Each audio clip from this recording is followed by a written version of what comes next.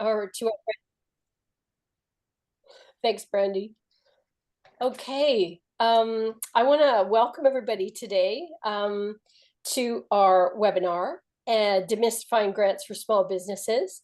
Hi, everyone. My name is Kathy Burrell, and I'm an entrepreneur in residence here at WeBC.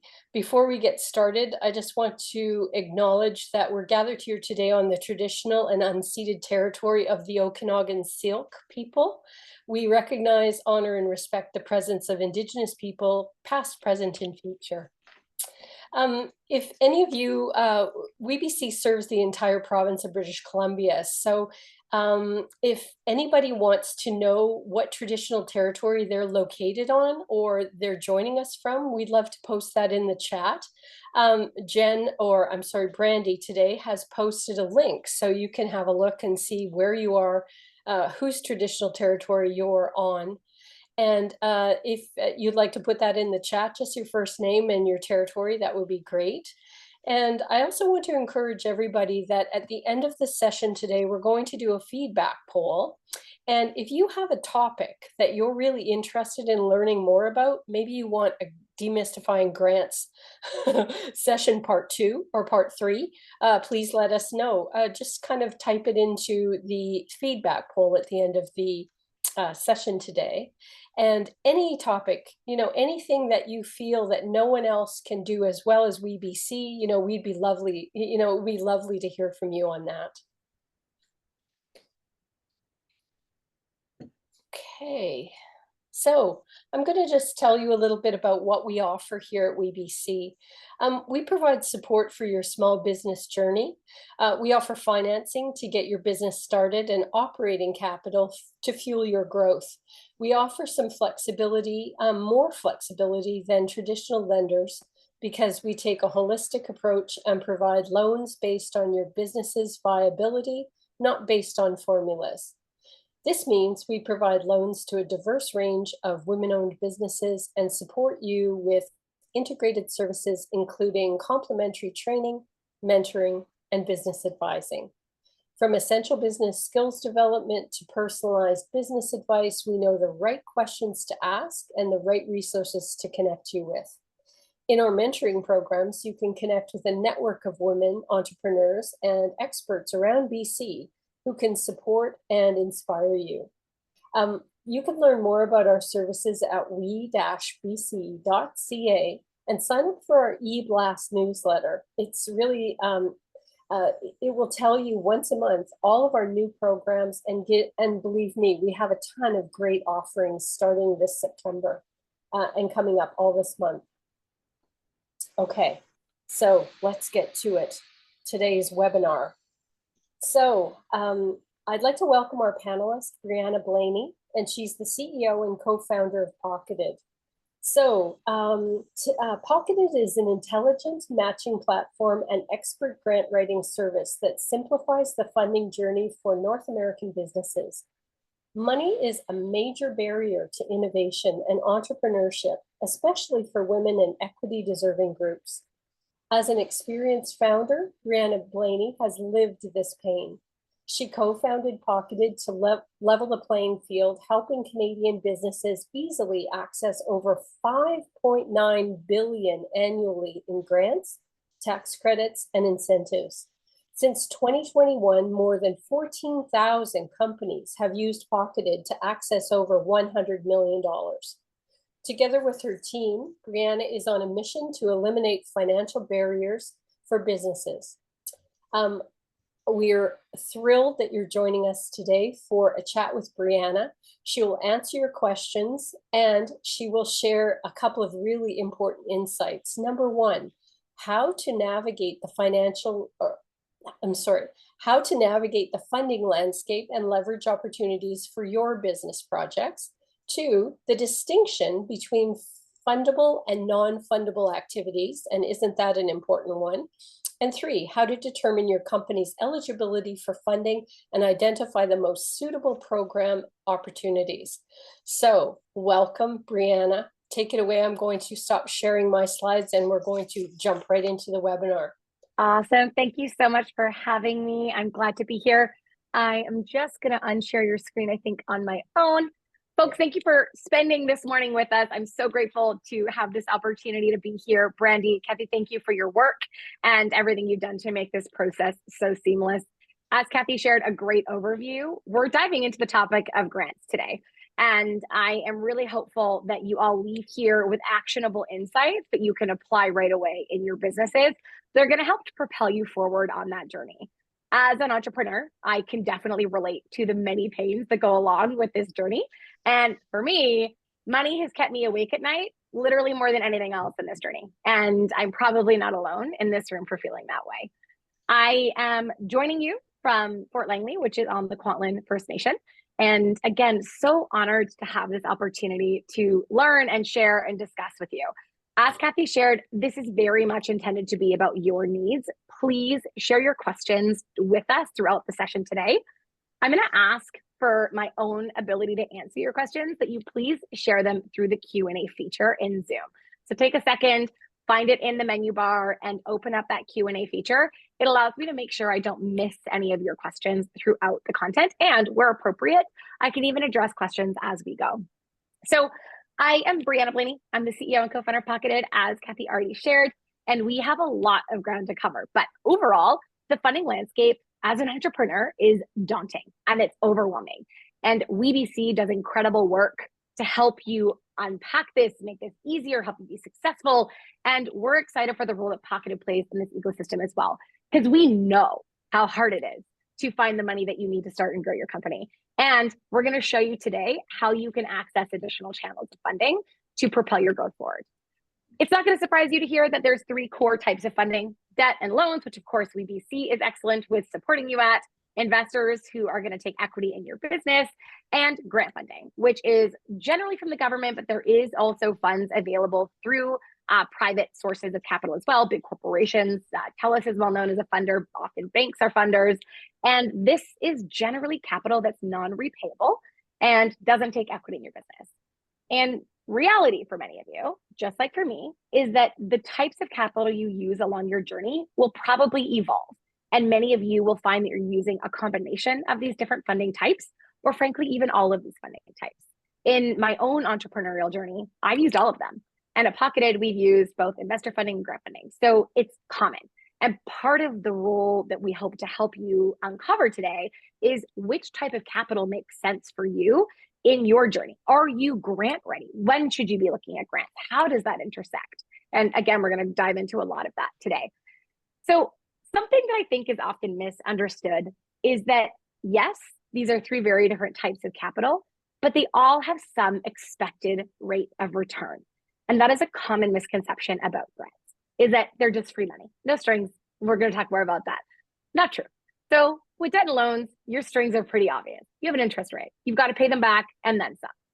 With investors, they're expecting a 10x plus return out of their investment in your business. They're seeking to get a massive reward for the risk that they're shouldering by investing in your business and taking equity in your business.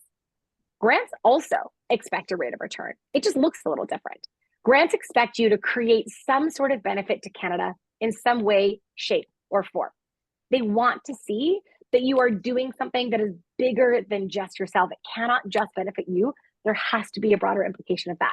And that could be creating jobs. That could be exporting and increasing our GDP. It could be so many things, but there has to be a bigger impact that has the potential to benefit the country, because it's public money. It's your money. It's taxpayer dollars. And there needs to be an accountability on what is done and accomplished with that money. So why do we love grants so much? Well, they don't take equity. So as a founder, I love when I get to retain ownership of my company. And I'm sure many of you will agree.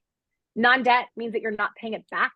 As any business owner, we all know what a gift that can be and the pressure you can feel when you have a lot of debt that you're having to pay off as you're continuing to grow and build your business. And there's some grants that you compete for, yes, that we call discretionary, but there's also a lot of programs in Canada that you're just entitled to. You get them so long as you are eligible for them. And that is an important note for all of you. You pay with your tax dollars toward this funding. So you should absolutely make sure that you're not leaving any opportunities on the table, that you're capitalizing on the programs for which you are eligible. Now, I would be remiss if I didn't share my absolute favorite type of capital that wasn't already covered, and that's revenue, the real MVP. We want to earn money from our customers. So I share that today because I think there is a risk always as entrepreneurs that we look so much for external sources of capital that we forget the importance of literally doubling down on building and refining your value proposition and getting your product or solution into the hands of your customers or your target customers. And that makes this the real MVP. It's validating. It's going to allow you to unlock other opportunities and doors, and really is what I think we're all striving for if we're in the for-profit space in particular. So don't lose sight of revenue. Use all of these other types of capital to enable you to generate this. But be looking at revenue the entire way along your growth journey and as early as you can be. So what does the actual funding landscape look like? How much money are we talking about? Kathy shared when she introduced me that there's over $5.9 billion distributed every year in Canada. And that's just in an average year. Over COVID, when all of us became more aware of grants, we saw massive spikes in that through government response programs. But 5.9 billion is a lot of money in Canada alone. For context, our neighbors to the south are over $140 billion distributed every year. So we have a lot of money flowing that's intended and publicly available for small businesses, startups, and medium enterprise. This doesn't even consider the huge sums of money that are earmarked for large, like multinational organizations in Canada, where we're seeking to incentivize them to operate here. And then for every type of business. So whether you're joining us here today from a professional services company, or you're in the software space and you're building something in innovation or food production, or like hard good and product, there is money that you will find you are eligible to access. And part of my goal today is to ensure that you leave with clarity on how to think about funding, because it's way more about what you do than what your business looks like. And we will unpack that. For that 5.8 billion, today, as of this morning, there's 1,910 different funding programs open and accepting applications in Canada. That is an overwhelming number of opportunities, and no one person can reasonably stay informed about all of those. Pocketed helps, absolutely.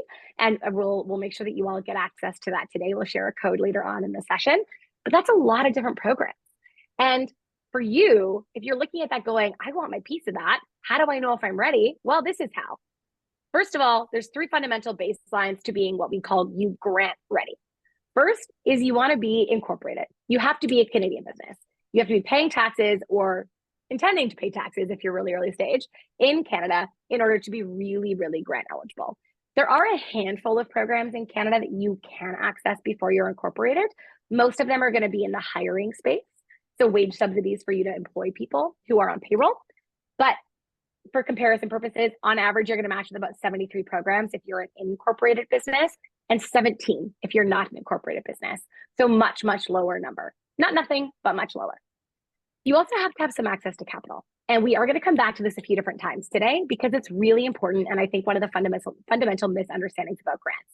You do have to have some money to use grants, particularly the big ones. If you are pre-revenue, you have no money that you're able to put into the business on your own. You don't have any money that you've raised, and you literally are looking for somebody to give you an injection of cash, but you've got no dollars to either match it or spend and then wait to get paid back. Grants are going to be hard for you because most grants in Canada are structured to work on either a reimbursement model, so you'll spend the money and then the government's going to pay you back for that eligible spend, or a matching basis, where for every dollar you put in, for example, the government might put in $1 or $2. And that in and of itself is hugely challenging for early stage companies. So something for you to all be aware of is that capitalization is not impossible, but it's really hard. And this matters when you're choosing programs, because if you're early stage and you just don't have a lot of capital, you're not going to be competitive winning a 6-figure program, a $100,000 program, or a $500,000 program for the most part. There's obviously exceptions, but generally speaking, it's going to be a hard sell. And then finally, you either have employees on payroll or you're willing to put employees on payroll. And I share this all with an asterisk because there are likely many of you here today that are solopreneurs and you are going to be independent practitioners. You intend to be in an ongoing basis, and that doesn't mean you're precluded from grants. It just limits the types of grants you will be able to access. Because for small businesses in particular, there's some fundamental key categories of activities that we typically see funded. And we're going to come back to that. But these are the things that we know are baseline. If you answered yes to these things, you're in a pretty great position to be grant ready. And regardless, we encourage you to be thinking about grants early from the moment you have your idea. Then there's the companies that are in the sweet spot of being highly eligible. And these are organizations, generally speaking, that are in priority industries. So where the government has decided they're investing with extra resources. So for example, clean tech, agriculture, life sciences, technology in general, manufacturing, logistics. Lots of this was driven by challenges that bubbled up during COVID. So you're seeing a lot of that reaction still from the government in where they're specifically driving net new program creation. ESG focus, even if you're not in one of those categories, but you're pursuing projects that have a sustainability angle, you absolutely have additional funding programs that you have the ability to look at. And then growing and evolving. And this is so critical. Companies that are hiring, expanding, digitizing, researching, doing more than operating business as usual are particularly eligible for funding programs. So we're going to talk about fundable activities and the types of activities that you're going to do in your business that make you eligible. Because again, what you look like and the business that you've built does matter, and it has a piece of eligibility, but it's so much more critical that we understand how you spend money in your business. And if you're thinking about your growth goals, how you need to spend money in your business to achieve your growth and accelerate forward. Because again, grants are for fundable activities that create a benefit to Canada. For example, if you're hiring, that means that you're creating jobs. So there are wage subsidies for that. If you're expanding outside of Canada, you're growing our GDP and our international presence. So there's market expansion funding for that. And then if you're investing in new innovation, you're building something new, researching a new solution, there's R&D funding for that in a billion different ways. And we're going to talk more about fundable activities and give you some examples. So for research and development, that again could look like conducting scientific or technical research, developing innovative products and services, even if it's not a software company. Lots of food production falls in this category. Even like technical fabric development falls in this category. Hiring and job creation, massive category that is probably on some of your radars today. Technology adoption, so implementing new technologies to improve your efficiency or sustainability. Export and market expansion, which could be looking to expand out to a new international market. For Quebec-based businesses, there's also incentives to expand outside of Quebec, but that seems to be pretty unique from domestic funding for expansion within Canada. Training and skill development, providing training programs and opportunities that level up the workforce, that are going to build new skills for your workforce. There's lots of funding available in every province around that. Environmental sustainability might be implementing eco-friendly practices or technologies, buying new production technology that's going to allow you to build a sustainable product, for example. Anything innovative in the startup space. So we want to encourage entrepreneurship and new business ideas. Community and social impact, there are some funding programs available, initiatives that are going to contribute to your local economy, projects that have a positive social impact like job creation or community development. Aging in place is something that we see funding around, so there definitely is money in this space. Again, really critical to understand the framing of your project way more than your business when you think about that type of funding. Energy efficiencies, if you have a building and you need to make changes to that building, the government continues to invest in that. Agriculture and agribusiness initiatives that support sustainable agriculture. So again, you see that intersectionality of sustainability and ag, for example. And then manufacturing upgrades. We want to domesticate manufacturing, so the government's very much investing in it. And those are just examples of fundable activities and the types of projects or things that you spend money on that you might be able to access grant funding for. Flip side of this, of course, is that there's a whole list of things that are not fundable. And this is important to call out. And I guarantee you we will receive questions today about many of these different categories. And I'm going to be super blunt so that I make the most of all of your time. Business as usual, not fundable. So if you're just operating your business, there's nothing net new, there's no new people, there's no new growth, really hard to get funding for existing activities and existing operations. Routine operational expenses like salaries for existing team members, rent, utilities, your standard overhead, not fundable by grants. Marketing and advertising, this always annoys people to see on this list. It's super disappointing. And we know that. So we'll talk a little bit about how you can creatively think about marketing if it's something that you need to do in your business, but you're rarely going to get $50,000 or even $5,000 just to spend on buying ads, for example. Those programs don't really exist. There's a handful of things that you can access that will fund this. One is through a program called Can Export, which we're going to talk more about. They will fund marketing activities related to international growth. Certain WeBC programs also fund marketing activities and really do promote marketing. There's some sectoral marketing programs in agriculture. So it's not zero, but they're really unusual and they're generally very, very niche. And my favorite way of getting around this, something that we've done extensively at Pocketed and in my first company, which is a service business that still runs and thrives today, we've used hiring grants actually. So we've hired people in marketing roles where we knew we couldn't get $10,000 to spend on ads. So we took that $10,000 that we were going to spend on ads, used a grant to subsidize the wages for an experienced marketer, and then put that 10 grand that we were going to spend on toward ads. So it worked ultimately in a bit of a circuitous way, but is a way to shortcut that system. Existing employees and family, there's just not money for that. Anyone who's not arm's length is going to be tough. General business maintenance. So again, just not something that you're going to find there's money for. So if it doesn't have a clear link to innovation or growth, it's hard to get funding. Debt repayment, can't use it to pay off your WeBC loans, folks.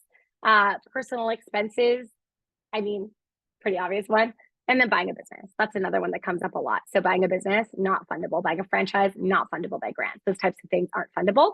That would be a great conversation for the folks at WeBC or some of your other lenders as well. So again, that list is going to disappoint some of you. I get it.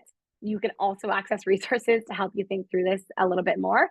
And I'm happy to answer questions for you if there's things that you're like, okay, but what about this? Some of those, I'll call it edge cases. It doesn't squarely fit in one of these categories and you're just not sure. Feel free to drop that in the Q&A and I'm certainly happy to take a look and see if I can shed some light on that for you. Okay, so now let's talk about building a funding strategy, because of course, the best laid plans are okay plans that are executed exceptionally well, but it does start with having some sort of framework of how we're going to approach this whole funding spectrum. And part of that, of course, is looking at where do grants fit in your overall funding plan. So when we think about building your grant funding roadmap, what we want you to start by doing is understanding your projects and initiatives. What exactly do you need to spend money on in the next 12 to 24 months to help you achieve your goals and your growth plans? Timelines. When do you need to get started on those projects? Is there a hard and fast timeline for any of those different things? If you think about hiring for the next 2 years, is there a cycle at which you know you plan to hire? And then of course, what is the benefit to Canada? It's really important that you are able to articulate this even for yourself. What is the impact this has on my community, on Canada as a whole? Think back to some of those examples I gave. Are you creating jobs? Are you upskilling the workforce? What is it that you're doing that has a bigger impact than just growing your business? Because that is a core piece of how the government assesses different applications. And we want you to be set up for success. So thinking about it early allows you to find the right programs where your benefit that you're going to create aligns with their goals and what they want to fund, the outcomes they want to drive through that program, because they're not all created equally. And our platform actually shows you and provides visibility into those driving motivators and even shows you programs that have been, or projects that have been funded. So you can get a sense of who's been successful in accessing that different type of capital. So if you're looking at this going, yeah, I definitely need to build my funding roadmap, we do have a tool totally free that you're welcome to access on our site. Brandy can drop a link for everyone in the chat so you're able to gain access to it. Totally free, use it, please enjoy it. It's going to help you think through fundable activities and otherwise, and will hopefully help you as an accompaniment to gaining access to our platform, which will give you visibility to programs. We talked already about grants potential, and this is a piece of building your roadmap is what are some of the core places that I should be thinking about gaining funding for my business. And we'll start by understanding your current state. So literally feel free to open a note on your computer, pull out a sheet of paper, whatever works best for you, and we'll go through this together. Is your business incorporated? Are you currently generating revenue? And be really honest, how much revenue did you generate in the last 12 months?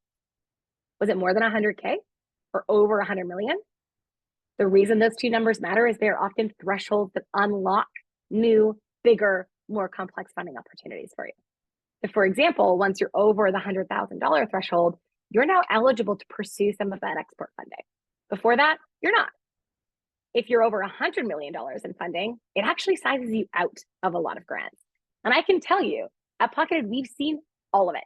We've seen everyone from the idea stage entrepreneur. We've seen high school students, for goodness sake, who are passionate idea generators and building their businesses from scratch, all the way up to multi-billion-dollar corporations supporting their Canadian entities.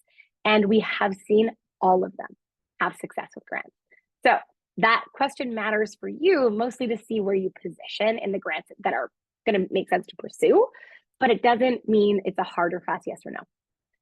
Do you have or are you hiring employees on payroll? We talked about this a little bit already. If you're hiring, that is a super fundable activity. The government of Canada has over $1 billion a year available in small hiring grants. These are subsidies anywhere from $5,000 to $25,000 that will actually pay you for your employees' wages. It's awesome. And at Pocketed, we're huge fans of these grants.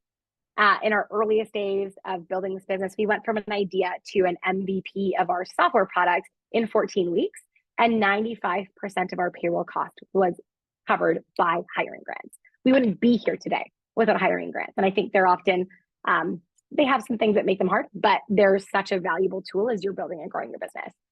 And then do you have access to capital? That could literally be money that you're bootstrapping. It could be revenue that you've generated. It can be debt that you already have access to, equity you've raised from investors. You have to have some ability to spend money in your business. Because if you're not spending money, generally speaking, it's a sign that you aren't capitalized, and the government wants to support businesses that are growing in some way, shape, or form. And that doesn't mean that you're not risky. You are if you're an idea stage company, and that's fine. But there has to be that angle and that inkling toward I'm spending money and I'm growing and I'm investing in my business. And that absolutely will help you be more successful pursuing grants. So once you have a clear understanding of your funding potential, we want to look at relevant programs. Again, there's a lot of programs. So let's start thinking about this framing of which ones are going to make sense for you to spend your time on. So questions that we encourage you to ask, and you'll see these in that hiring roadmap tool. Are you hiring in the next 12 months? How many hires? What positions? Even when? Because grants come in cycles. Are you exporting beyond Canada? Are you investing in research and development, innovation? Are you pursuing any green initiatives or projects? And are you training your team? Some of you may have answered yes to all 5. Some of you may have only answered yes to 1. But the answers where you put, or the questions where you put a yes, that gives you some directional insight into the types of programs that we're going to be excited about looking at for you. Because again, there's 1,910 programs open right now in Canada. Our software is going to match you only to the programs for which you meet the baseline eligibility criteria. On average, maybe 173. But out of those, there's maybe 3 that are relevant for your business and what you need money for now. Maybe 3. So if you're not clear on your current state and the projects that you need to fund, the activities that you need to fund, it's going to be really hard to go from 1,910 down to the 3 you should be spending your time and energy on that are relevant for your business and that you have a competitive opportunity to win. So again, Pocketed's platform does exist to help you navigate this. For anyone that wants to squint and see it, you can actually see the code there, WeBC24, and I'll ask Brandy to share that link in the chat right now as well. And you can create a free account. You're going to take a few minutes, populate some information about your business, and our software is going to automatically shortlist only the programs for which you are eligible. You'll see grants that are open, grants that are not open today. That's intentional because many grants may be closed today but come back at certain times of year. Can Export is a good example of that. So are many hiring grants. Canada Summer Jobs, we're going to talk more about programs shortly, but it's going to do a lot of that initial lift for you. You can then use filters to help you refine your list down to the programs that are going to fund the activities that matter for you and that are a priority in your business. So quick recap. Eligible doesn't mean relevant. Just because you're eligible for 173 programs doesn't mean you want to actually take the time to apply to them all. You want to use your critical thought based on what you need in your business to help you pursue only those programs that are relevant for your business. Grants are also cyclical and time sensitive. So that's an annoying combination of things. Some grants are going to come and be open for 72 hours. Popular programs right now are announcing that they're opening and are full within 24 hours. And that's really hard for you to navigate. Your Pocketed account is going to help you with this. If there's programs that you know you want to pursue and you're looking at when they're going to open, you can see some of those forecast open dates directly in the platform. And it means that when there are programs open that are just accepting applications on a rolling basis, please do not wait until the deadline to apply.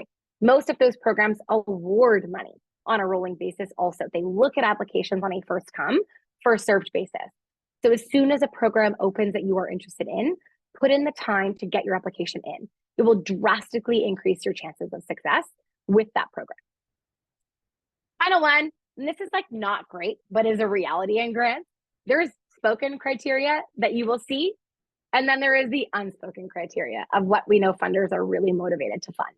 And again, you can see that in our insights in the platform. We're going to show you some of that and provide visibility wherever we can, so that you're not pursuing a program that looks like it's a perfect program, but we know, for example, is only looking to fund a specific subset of agricultural programs in a rural community.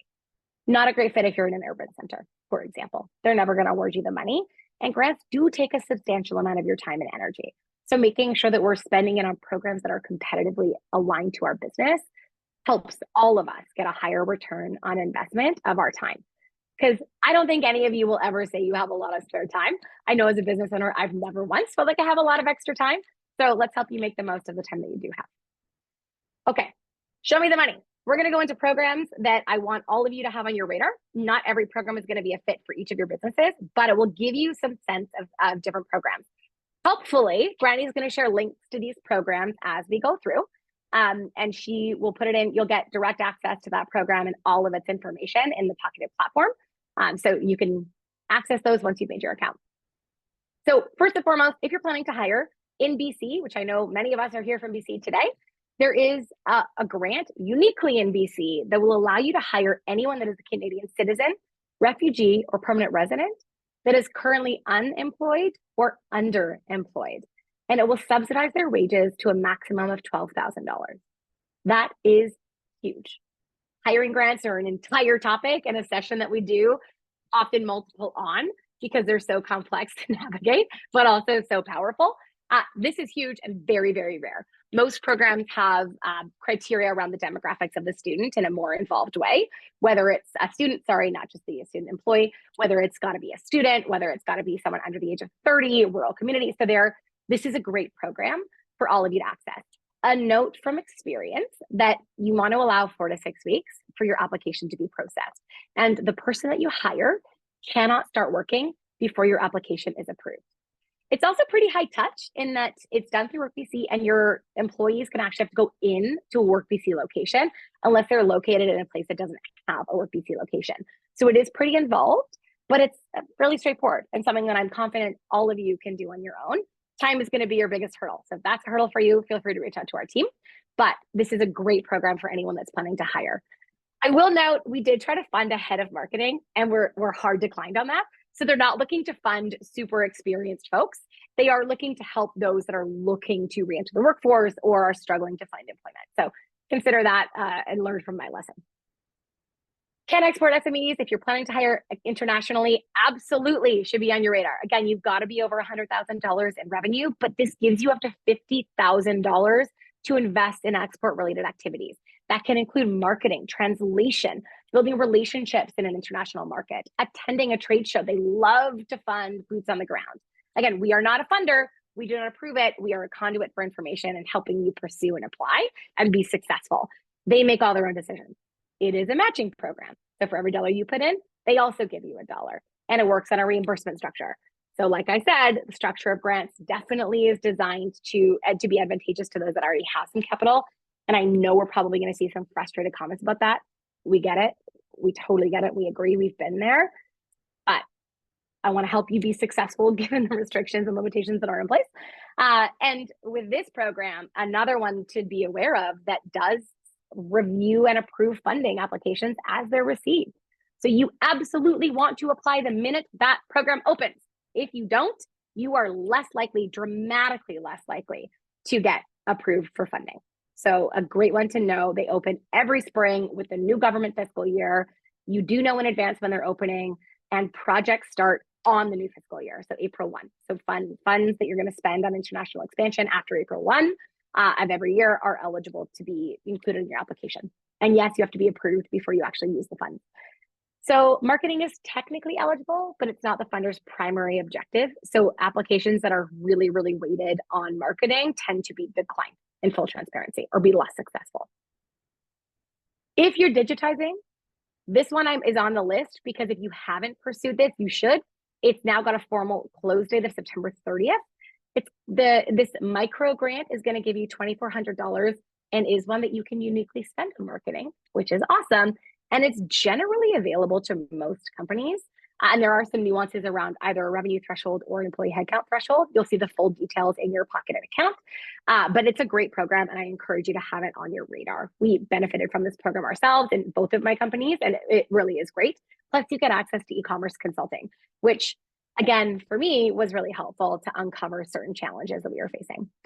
There are different funders by province. So the link that we have Brandy sharing is going to direct you to one of the funders in British Columbia, Alacrity.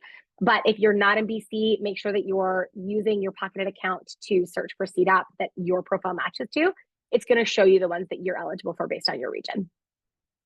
NRC IRAP. If there's any innovation folks here today, IRAP 100% is a funder that you want to be building a relationship with. So this really does fund innovation and technology development and like research, scientific research, et cetera. If you're not highly technical, they're less likely to fund you. And this is a really misunderstood funder, I would say. You want to treat IRAP like a venture fund. You want to pitch them, and then you want to keep them updated on your progress. You want to show them that you do the things that you said you were going to do. And also, many people who know of IRAP for their big R&D funding. But that's only one of the programs that IRAP has. They have dozens of programs, including subsidizing and paying AI experts to work with you in your business. So you'll have, a $500 fee, for example, and they're going to give you 50 hours of an expert's time to work with you in product development. They're going to cover your legal bills. They're going to do so many different things. It's a phenomenal program. Build your relationship with your ITA. They are very powerful, and they individually manage their own portfolios and budgets. So build a relationship, build it early, know that it can take time. It took Pocketed 3 years of building a relationship with our ITA to actually be approved for funding. But long before we got funding, we benefited hugely from our ITA's advice. He comes out of product management. They're all actual industry professionals. ITA stands for Industrial Technology Advisors, because they come out of industry. So they actually have been where you are. And they are amazing mentors and advisors and supports for you. Our ITA helped to refer in a whole bunch of the companies that helped us oversubscribe our alpha launch by 500% in 24 hours. So really, really useful, all beyond the money. Money's great too, but it's way bigger than that. Finally, the last program we're going to cover today is SHRED.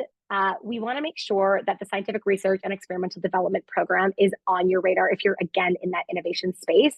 Why this is so important to have on your radar is that unlike IRAP, which is totally discretionary, SHRED is an entitlement, which means that you, as long as you're eligible, get the money. You're not competing with other people for the money. It's based on your eligibility and your eligibility alone. So lots of nuances in this program. Again, another program that we do entire sessions on. If you want access to any of those previous sessions, please feel free to reach out to our team at hello@hellopocketed.io, and they will send you links. You can also see lots of it on our website as well. But pro tip, if you're profitable and you're eligible for SHRED, you're going to get a tax credit, which means that you're going to pay less taxes. But if you're not profitable yet, if you're income negative, you are going to get cash back.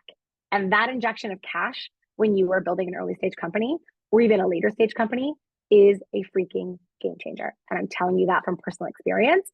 That money has been game changing for us. So if you are doing eligible scientific and experimental design work, make sure that you're capitalizing on this program. If you're doing this program, it also typically is a great signal for you that there is a lot of other money you can and should be accessing. So happy to chat more with any of you about that also.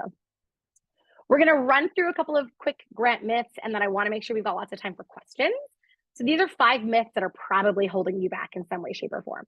First is a common misconception that grants are only for technology companies. Hands up, I thought this 100%, not true. And what I can tell you from my experience in my service company is that the first year my service company used hiring grants to grow our team faster than our cash flow would have allowed on its own, that company grew 500% in 1 year. It absolutely changed that company's trajectory, and we have never looked back. So they are for every type of business that is investing in fundable activities. Grants are a quick, easy cash grab. No. One of the painful things about grants is that the government doesn't care about our timeline. It is very much about when that program is open, accepting applications, reviewing applications, and once you get approved, that's hurdle number one, but then you actually have to do the reporting so you get paid back for the money that you spend. So grants are not a great source of capital if you're in a place of urgency. And I get it that sucks. I get it. I've been in your shoes. I know. And we have to give that unfortunate message every day to entrepreneurs that are looking for grants that are going to help them bridge. And it really doesn't work like that. So you want to be thinking about grants proactively. Everyone always says that the best time to look for money is when you don't need it. Grants are the same. Don't find yourself behind the eight ball. Definitely be planning and building that funding roadmap so you can stay ahead of your grant needs and your funding needs. Myth number 3, grants should be your first source of capital. They can be, but not necessarily. And the reason that this is in here is a reminder that you have to have some sort of capital in order to use grants for the most part. Certain programs are going to give you an injection of capital, but they're very, very rare and they're super hard to find. And they're often competitions or associated with an academic accelerator or incubator. They're very, very rare. So you need to have some cash, even if it's just a few $100s that you put into your business, which absolutely is a lot of money, especially when you're getting started. And in the absence of that, you're going to find grants really difficult to actually capitalize on. And you'll find yourself in a place where you've been approved for a program, but can't actually use it because you don't have the cash flow that you need. And I've been there. We've had grants. We've been approved for more funding than we've been able to use because of our own cash flow restrictions. So that's a real limitation. And again, we get it. But once you have cash in some way, shape, or form, revenue, debt, equity you've raised, your own savings that you're putting in, whatever that looks like for you that makes sense for your own life and needs at work and beyond, you can make your money make you more money in grants. And that's what we've done. For every dollar that we raised from equity investors, we've generated at least 2 in grants. And for every dollar we invested ourselves in our early days, we more than 4x. So it gives you more runway with your money. It allows you to do more with your money. Myth number 4, grants are free money with no strings attached. I wish. That'd be so nice. There definitely are strings. Again, there's an expectation that we're creating a benefit to Canada. Not unreasonable. It's taxpayer money. It's public money. There's also things like reporting requirements and some activities you've got to do. So please don't go into this thinking it's like a one and done. I get to wash my hands, spend my money and go. You're accountable for how you spend the money, doing what you said you were going to do. So there definitely are some strings, but they're manageable as long as you're aware of them and proactive in how you do it. And like report on time. The few times that we haven't, we've definitely gotten slapped on the wrist. Please report on time. Otherwise, you risk not getting your money from the funder. I'm a woman-owned business. What grants can I get? This question is going to happen today. For sure, it's going to come up today. That is one of the most common questions that I get. I'm a woman-owned business. What grants can I get for women-owned businesses? Well, the unfortunate truth is that less than 2% of grants in Canada are just for you as a woman-owned business. And even still, they're not really just for you because you're a woman-owned business. They're for you if you're doing the activities that grant is seeking to fund. So I share this with all of you because I want you to take away today to not limit yourself to the women money. Please. That is true for the grants that are labeled as being for women. That is true for the competitions that are labeled as being for women. That is true for the investors that only invest in women. Absolutely. You should be pursuing all of those. But you should also be pursuing the other 98% of grants that are for everybody. As a woman, you will have a competitive advantage in many of them, but do not only pursue the ones that are for women. It will absolutely hold you back. So don't limit yourself to the woman money. Go after all of it and be freaking ruthless with it. Okay, handful of examples, and then we are going to go to Q&A. I see questions in. Folks, if you've added questions in the chat, please make sure that you add them in the Q&A. That's where I'm going to go first to make sure that we're giving all of you what you need today. So we're going to cover off some examples of actual businesses that have gotten actual money. And here we go. So this is an e-commerce cosmetics company. They were awarded $30,000. I love stories like this. They made their first hire. So what's powerful for me in the work that we do is the impact that it makes. And seeing companies who are able to use that capital to then make that first hire are unbelievable. Another company in the counseling space, so anyone here that's maybe in services or wellness or anything adjacent to this, we have helped this company pursue way more in funding than they generate every year in revenue. And that is a great example of how you can make your money make you more money. And this is everything for hiring employees, building a mental health app, making it to the semifinals of corporate competitions, which are very competitive, So lots that you can access, again, regardless of your industry. And that's part of what these examples are hoping to highlight for you. A logistics tech company getting $75,000 with their initial incentives, with many, many more on the radar. They've got $10,000 in market expansion funding, $65,000 with their initial shred claim, and another 50 grand that they're pursuing in additional international expansion funding. So lots of money. Nonprofit, I love this story. This amazing nonprofit that is in the animal space. And they were awarded $455,000 through a Red Cross grant through pocketed support in our grant writing that allowed them to build a really cool technology. So great story. Nonprofits, of course, are fundable too. You will see nonprofit grants in pocketed also. And anyone that's in that like hybrid social impact, but also for-profit space, happy to chat. This is a company that has a for-profit and a nonprofit side. And then the final example, an amazing woman-owned business, life-saving hardware company, over $150,000 secured already with pocketed support and doing incredible work. And we get to power that mission with them, both in corporate competitions and hiring grants and R&D funding. So it really is the broad spectrum. So if you're sitting here wondering, okay, so what the heck does Pocket actually do? Well, there's a few ways you can all interact with Pocketed. First, use our software. We're going to give you that code again. Brandy will put it in the chat again for you to create a totally free account.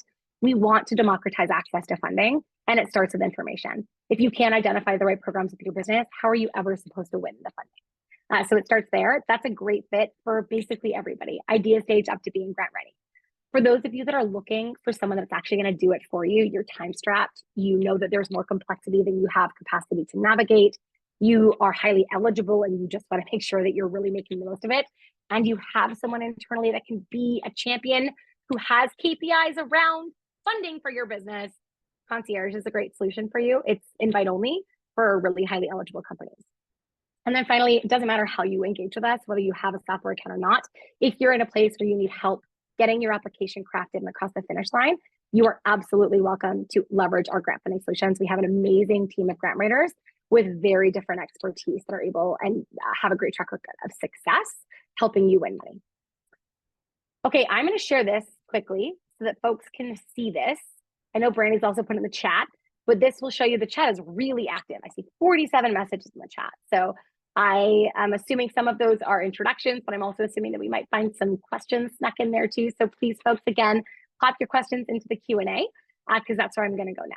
So one of the questions that I see is CanadaStartups.org a good resource to get help to apply for grants? Is it worth paying for their service? I heard from another entrepreneur that she uses the service. Would she recommend it? I would recommend Pocketed, obviously. So there are lots of resources out there. You need to find the solution that's the best fit for you. So that is just at the end of the day, do your diligence, meet the people, understand who you're working with, and figure out what you need. If you're somebody that just needs to identify programs and you think you've got capacity to do that on your own, you probably don't need to pay for anything. You can use our free software. If you want someone to write your grants for you, expect to pay for that, regardless of who you're using, Pocketed or otherwise. We don't work for free, just like I hope none of you work for free. We've made our software available to you for free, but we cannot work for free.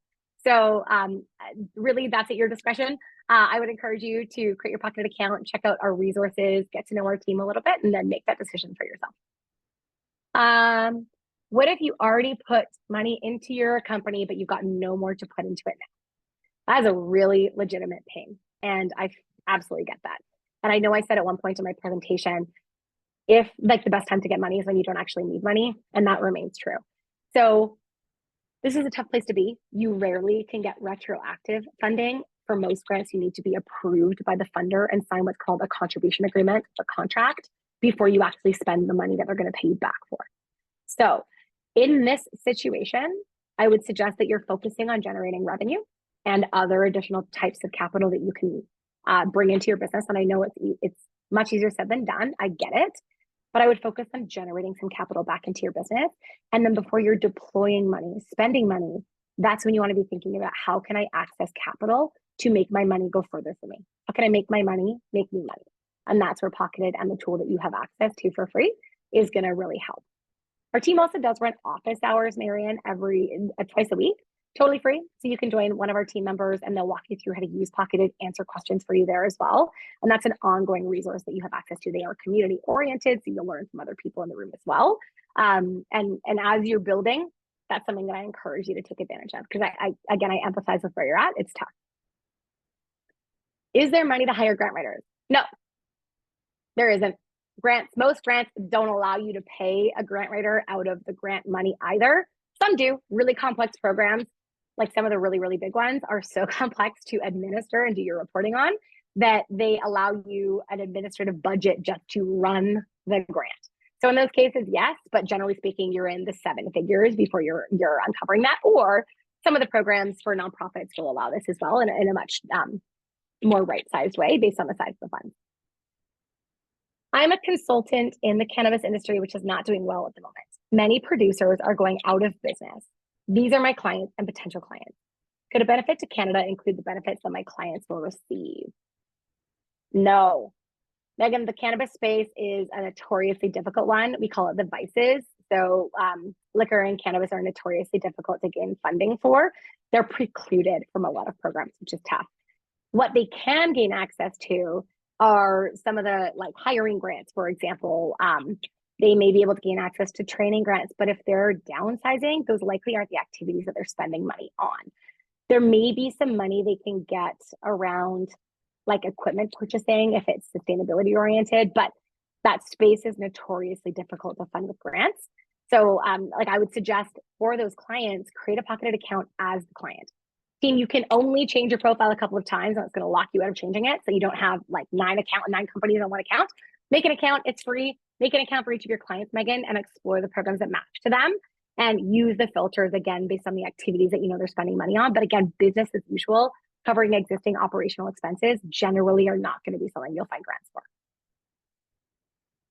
I hate when I give a lot of not the answer people want to hear in a row. I'm going to look at this one to see if there's anyone I'm able to give a better answer to. Is it better to go for profit or nonprofit if it is a service? Well, it depends on whether your business is for profit or nonprofit. So if you're a nonprofit organization, you generally can access a lot of the grants that are for profits too, plus a whole bunch that are just for you as a nonprofit. So that answer, Marion, is really based on your status as an organization and less what you want. Any grants for a small law firm with 5 staff members who are looking to expand? Staff training, new hiring, expansion, and education. Absolutely, 100%. So training your staff, you'll get up to 80% of that spend subsidized by the government, and that's provincial. It's a federal pool of funds. There's a provincial program in every province, and absolutely, in BC, it's a great program, and we help clients with that all the time. And then new hiring, yes, when you're hiring new people, absolutely. If you're hiring any Canadian, I would encourage you to look at the WorkBC grant. If you're hiring students, there's student funding programs, lots of money in the hiring space. Brianna, it's Kathy. Yeah. I just wanted to let you know we've got probably about 5 more minutes, so maybe 1 or 2 more questions, and then Love it. Finish it up. But yeah, Awesome. We're getting some fantastic comments in the chat saying, how valuable this has been for everyone. So great job. Anyway, go ahead. Yeah, awesome. I'm looking here. Mel, yes, if you already have a pocketed account, but you don't have access to it, so you don't have a code on it, yep, you can. If you ping my team, hello@hellopocketed.io, they'll send you instructions of how to add it to your account, the new code. Just looking here, I see some questions here. We have a family business. We've been incorporated for a year, but negative revenue. Yeah, girl, I feel that. So if we are supporting the business while working, is that capital? Yes. If you are spending money, that's absolutely capital, Mercy. And also if we are travel and tour agents and also working logistics a little bit, is that business as usual as a fundable? I need to understand how you're spending money, Mercy. So you're welcome to send an email to hello@hellopocketed.io. That's more involved than I think we're going to have time for today, given the time limitations. Chantel's asking for more examples of R&D grants. Some businesses that wouldn't be considered but have been eligible. Chantel, I'm also going to need you to send me more context, and then I'm happy to look at your question and see if I can help to direct you. But if you create your pocketed account and you are in the R&D space, you're going to see the full list of programs in the that fund R&D activities that you will be eligible to access. Plus, WeBC is gracious enough to send out the links to the programs that we covered today for all of you, and I know they're going to send the recording as well. I see lots of questions in the chat. I'm sorry that I didn't have a chance to get to them all, but Kathy, I'll pass over to you so you can close out. Great. Thank you so much, Brianna. You can go ahead and I'll share my screen again and we'll be rocking and rolling there. Okay, wonderful. Okay, so so fantastic. Thank you so much, Brianna. We had a lot of questions, but we had a lot of comments. And I think what was interesting was you created some clarity around a situation that you hear a lot about, we hear a lot about at WeBC. And basically, I think, again, your platform is going to be helpful to some people, not yet for other people, but I think overall, the information was fantastic. So thank you so much for your presentation today. I just want to remind everybody, yes, everyone that was on the call today that is registered is going to receive a link later today or tomorrow with the information to get a hold of the good people at Pocketed. There's also going to be the link to access your free account with the WeBC code. So thank you for everybody. I just want to remind everybody that at WeBC, we've got a couple of on-demand, what we call SMART programs that are available free of charge until the end of the year. These are programs you do at your leisure within 90 days. And for example, the strategic marketing course, at the end of completing the course, you'll pretty well made yourself a strategic marketing plan for your business for free. So as we've been talking about money, that's a great aspect. I just want to let everybody know as well, we're doing a couple of fantastic webinars in September, one on cash flow, which is important for everybody. One on AI, tools for business growth, which is another huge program. And on September 25th, we're doing a panel discussion on reconciliation and resilience. It's a conversation with Indigenous women entrepreneurs, a space that, I don't think has received enough attention. And we'd love to have you join, whether you're Indigenous or not. So thank you very much. And Brandy is going to put up the feedback poll for today. I want to thank everybody for joining us today. Visit our website at we-bc.ca.